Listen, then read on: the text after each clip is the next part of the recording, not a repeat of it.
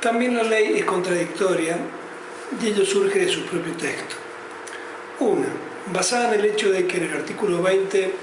incluye como fórmula para determinar el valor de la cosa, bien o prestación, la prohibición del cómputo de los intereses, y aquí las siguientes observaciones. La primera, que el fiscal de Estado sostiene que no se puede pagar una indemnización mayor al valor actual de la cosa, bien o prestación,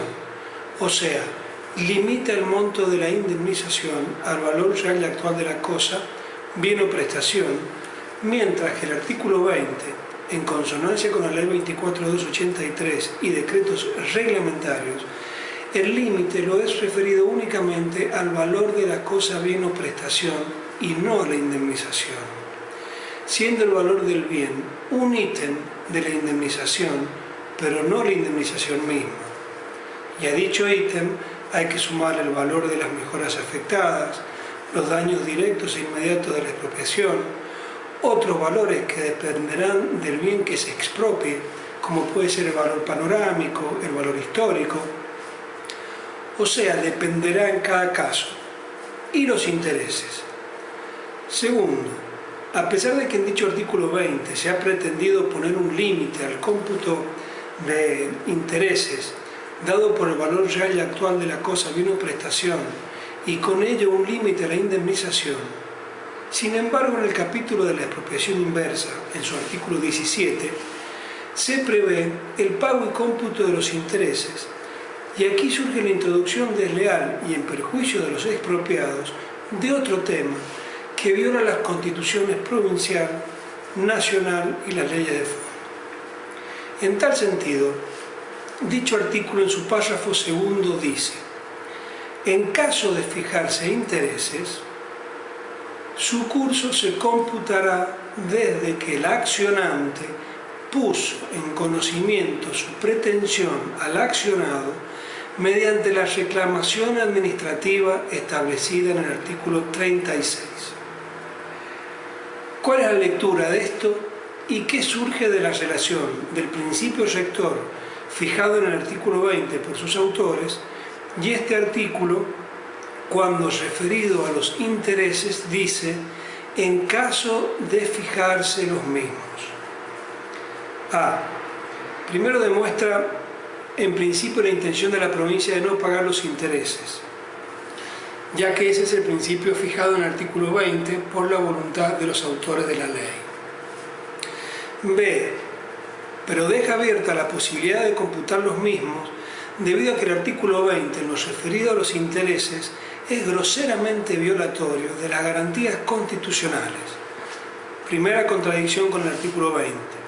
y contrario a lo resuelto por la Corte Suprema de Justicia de la Nación,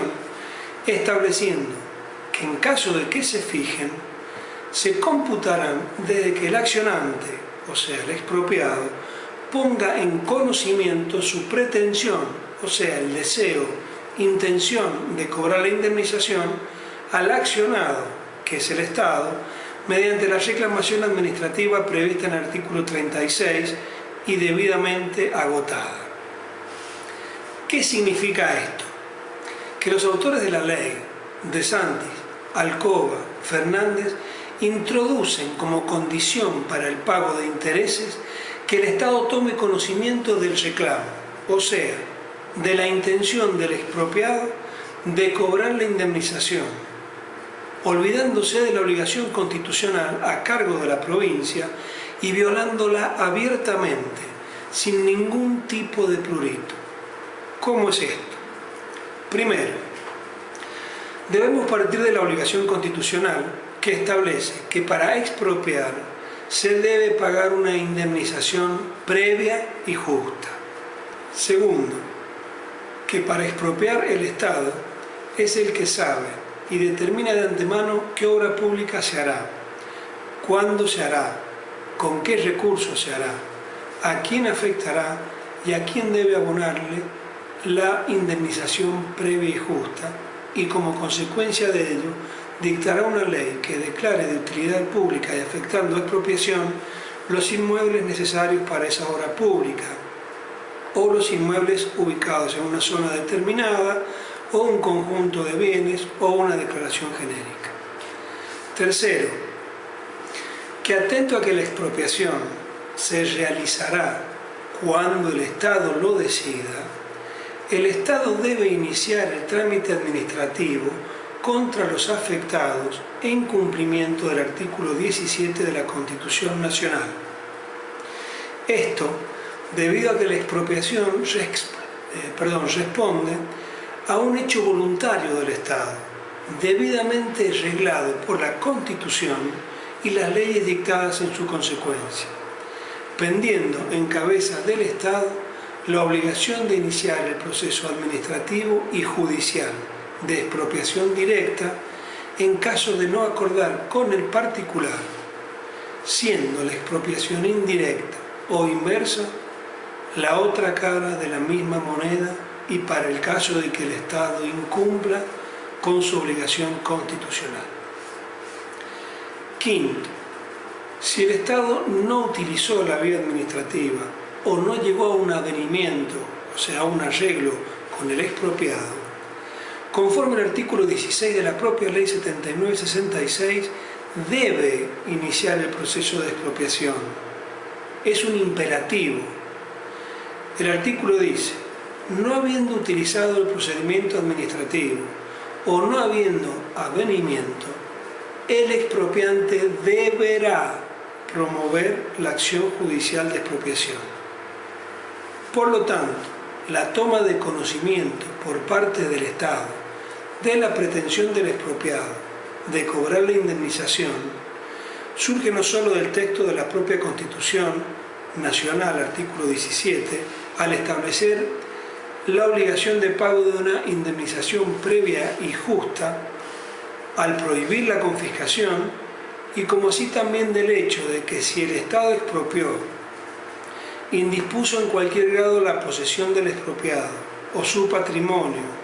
o se hizo la obra pública pasando por arriba de la propiedad del expropiado, ¿qué mayor conocimiento puede necesitar el Estado de que el expropiado quiera,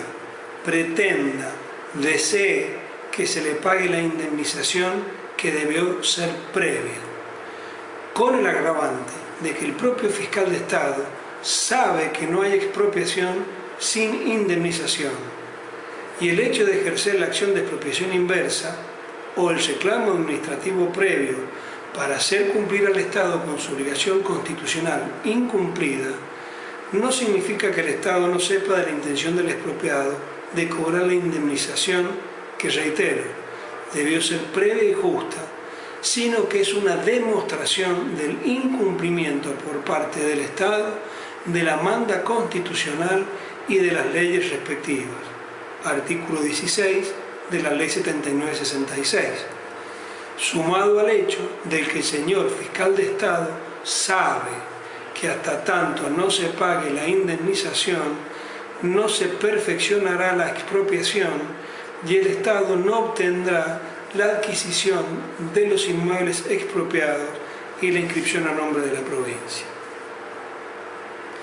Con lo que queda demostrado que la voluntad de la provincia, expresada a través del proyecto de autoría de los doctores de Sanctis,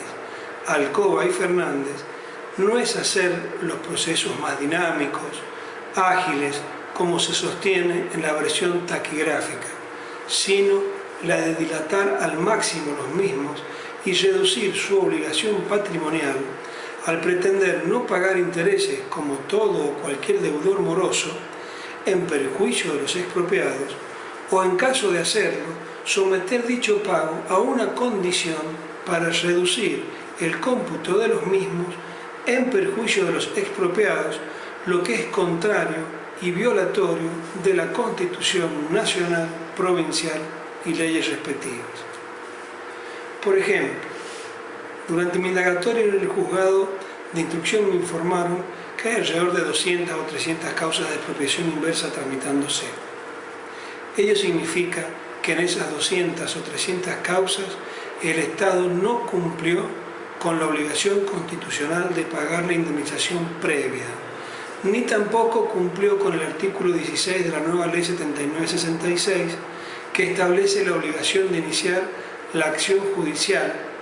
y no el particular expropiado.